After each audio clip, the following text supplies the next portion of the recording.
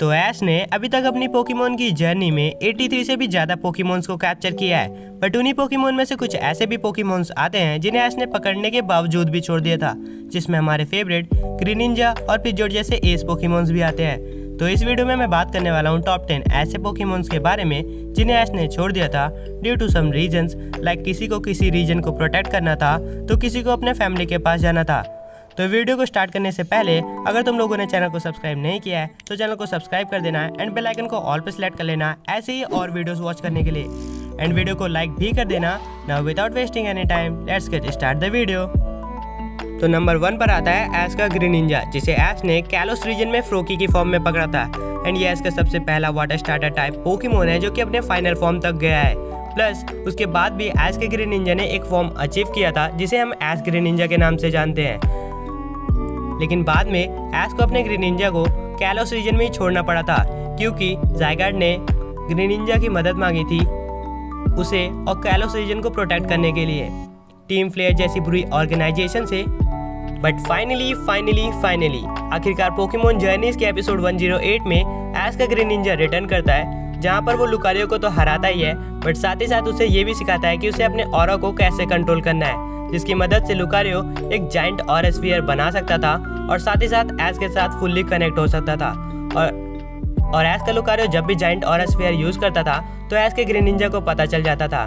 And इसी episode के last में ऐश को अपने ग्रीनिंजा को फिर से गुड बाय करना पड़ा था क्योंकि अभी भी कैलोस को प्रोटेक्ट करने के लिए ऐश के ग्रीनिंजा की ज़रूरत थी। नंबर 2 पर आता है ऐश का बटरफ्री। ये ऐश का सबसे पहला पोकेमोन है जिसे ऐश ने कैटरपिलर की फॉर्म में पकड़ा था और फिर बाद में चलकर ये मेडापॉड और बटरफ्री में इवॉल्व हुआ था। एंड बाय बाय बटरफ्री वाले एपिसोड में ऐश के बटरफ्री को एक पिंक बटरफ्री पसंद आ जाती है, जिसके कारण ऐश को अपने बटरफ्री को रिलीज करना पड़ा था क्योंकि वो बटरफ्री ऐश के बटरफ्री के साथ नहीं रह सकती थी, वो अपने झुंड के साथ ही रह सकती थी। सो दैट्स वाई ऐश को अपने बटरफ्री को रिलीज करना पड़ा था एंड फिर ऐश का बटरफ्री भी उस पिंक बटरफ्री के साथ चला जाता है।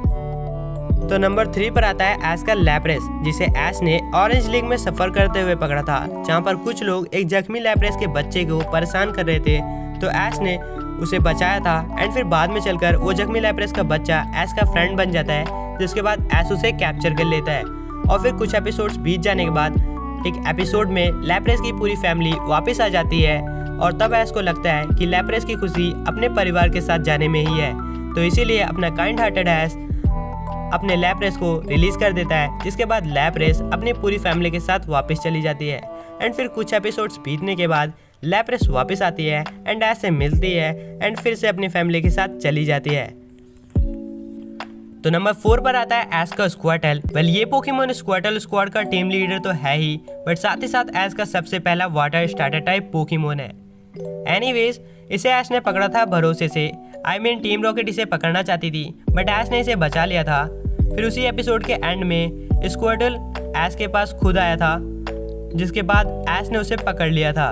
But after many episodes team Squirtle squad को अपने बॉस की ज़रूरत थी, तो ऐश ने स्क्वाटल को उसकी टीम के पास ही छोड़ दिया था, जिसके बाद अभी तक ऐश ने अपने स्क्वाटल को कभी भी बुलाया नहीं है। तो हम वेट कर रहे हैं कि ऐश अपने स्क्वाटल को कब बुलाएगा। बट एनीवेज, नाउ बढ़ते हैं अपने अगले पोकेमोन की तरफ। तो नंबर 5 पर आता है ऐश का पिजियोट। तो ऐश ने इसे पिजियोडो की फॉर्म में पकड़ा था, जिसके बाद इसने ऐश के साथ मिलकर बहुत सारी बैटल्स लड़ी थी। एंड आफ्टर सम टाइम एक एपिसोड आता है जिसमें ऐश का पिजियोडो पिजीज को बचाने के लिए फ्यूरो से लड़ने लगता है एंड लड़ते लड़ते ही वो पिजियोट में इवॉल्व हो जाता है, जिसके बाद पिजियोट बड़े ही आसानी से फ्यूरो को हरा देता है। एंड उसी एपिसोड के एंड में ऐश अपने पिजियोट को वहीं पर छोड़ देता है उन पिजीज को प्रोटेक्ट करने के लिए। और फिर ऐश अपने पिजियोट को कहता है कि मैं एक दिन तुम्हें जरूर लेने आऊँगा। एंड तब से लेकर आज तक हम लोग वेट कर रहे हैं कि ऐश अपने पिजियोट को कब लेने आएगा, लेकिन भाई अपने ऐश ने तो आज तक कभी ना पिजियोट को बुलाया और ना ही कभी अपने पिजियोट के पास गया उसे लेने के लिए। नंबर 6 पर आता है ऐश का गुड्रा, जिसे ऐश ने घूमी की फॉर्म में पकड़ा था और फिर आगे चलकर घूमी ने बहुत सारी बैटल्स लड़ी, जिसके कारण वो स्लीगो और गुड्रा में इवॉल्व हो गया। फिर बाद में एक एपिसोड में ऐश ने अपने गुड्रा को उसके होम टाउन में ही रिलीज कर दिया क्योंकि ऐश ने उससे प्रॉमिस किया था कि वो जब स्ट्रांग हो जाएगा और अपने फाइनल फॉर्म में पहुंच जाएगा तो ऐश उसके होम टाउन में उसे छोड़ देगा। और एक सूडो लेजेंडरी पोकेमोन होने के कारण ऐश का गुड्रा बहुत ही ज़्यादा स्ट्रांग था, बट साथ ही साथ ये एक लौता ऐसा पोकेमोन था जिसे ऐश ने रिलीज करने के बावजूद भी एक बैटल के लिए वापस बुलाया था। आई मीन कैलोस लीग में ऐश ने एलान के साथ लड़ते टाइम अपने गुड्रा को वापस बुलाया था एलान के बैटल में लड़ने के लिए, और फिर बाद में उसे ऐश ने उसके होम टाउन में फिर से छोड़ दिया था। नंबर 7 पर आता है ऐश का प्राइमेप, जो कि ऐश का सबसे पहला फाइटिंग टाइप पोकेमोन है और इसे ऐश ने कैच किया था कैंटो रीजन में। कुछ एपिसोड्स के बाद एपिसोड 39 में ऐश के प्राइमेप को दिखाया जाता है, जहां पर एक टूर्नामेंट हो रहा था एंड उस टूर्नामेंट में आप सिर्फ अपने फाइटिंग टाइप पोकेमोन को ही यूज़ कर सकते थे। तो ऐश ने भी डिसाइड किया था कि वो अपने फाइटिंग टाइप पोकेमोन प्राइमेप को यूज़ करेगा। तो उस टूर्नामेंट में शुरू में तो ऐश का प्राइमेप ऐश पर ट्रस्ट नहीं कर रहा था, बट जब ऐश ने इस टूर्नामेंट के फर्स्ट राउंड में प्राइमेप को सेव किया था एक सीरियस इंजरी होने से, तो अपना प्राइमेप ऐश पर ट्रस्ट करने लगता है, जिसके बाद ऐश का प्राइमेप इस टूर्नामेंट को जीत जाता है। एंड इन्हीं सब के बीच में एक एंथनी नाम का बंदा प्राइमेप के अंदर उस फाइटिंग स्पिरिट को देखता है जिसकी उसे तलाश थी, जिसके कारण वो ऐश को ऑफर करता है कि अगर ऐश अपना प्राइमेप उसके पास छोड़ता है तो वो प्राइमेप को एक चैंपियन फाइटर बना देगा। एंड इन दी एंड ऐश प्राइमेप की भलाई के लिए उसे एंथनी के पास ही छोड़ देता है। तो नंबर 8 पर आता है ऐश का नागानाडेल, जिसे ऐश ने पोइपल की फॉर्म में पकड़ा था। तो बेसिकली ये ऐश का सबसे पहला अल्ट्रा बीस्ट टाइप पोकेमोन है एंड इसे ऐश ने पकड़ा था अलोला रीजन में, जहाँ पर ये ऐश और पिकाचू को बहुत ही ज़्यादा पसंद करता था, स्पेशली पिकाचू के थंडर को। तो कुछ एपिसोड्स के बाद ऐश ने अपने पोइपल को रिलीज कर दिया था उसके होम टाउन में, क्योंकि ऐश का पोइपल अपने अल्ट्रा गार्डियंस के साथ आया था और उसने डिसाइड किया था कि वो यहीं पर रहेगा और स्ट्रॉन्ग बनेगा।